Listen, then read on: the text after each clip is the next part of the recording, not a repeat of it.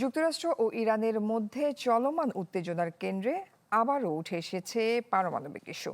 বিশেষ করে ইউরেনিয়াম সমৃদ্ধকরণ কতদিন বন্ধ থাকবে সেই সময়সীমা নিয়ে দুই দেশের মতবিরোধ এখন বড় বাধা হয়ে দাঁড়িয়েছে সম্ভাব্য সমঝোতার মাঝে।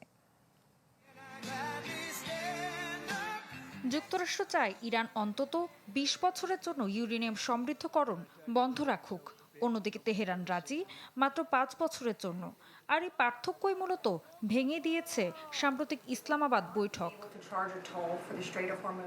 ইউরেনিয়াম সমৃদ্ধকরণ বলতে বোঝায় প্রাকৃতিক ইউরেনিয়ামে থাকা EU-235 আইসোটোপের পরিমাণ বাড়ানো।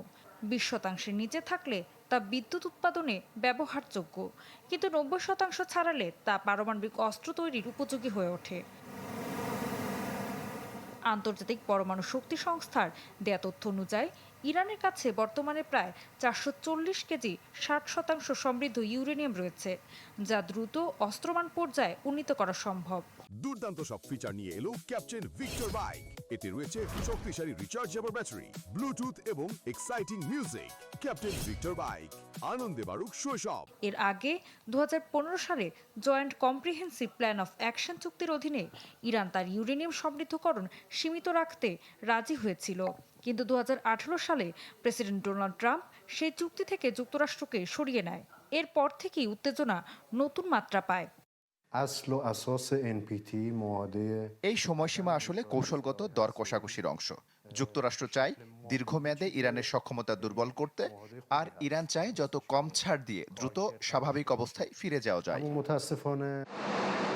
বিশেষজ্ঞরা বলছেন, যত বেশি সময় ইরান ইউরেনিয়াম সমৃদ্ধকরণ বন্ধ রাখবে, তত কঠিন হবে আবাসিক কর্মসূচি শুরু করা।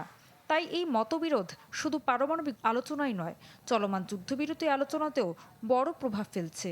কারণ পারমাণবিক ইস্যুই দুই দেশের মধ্যে অবিশ্বাসের মূল কেন্দ্র।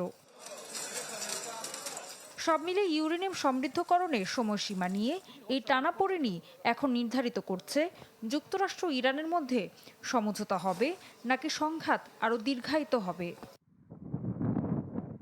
ঋতু সাহা, চ্যানেল 24।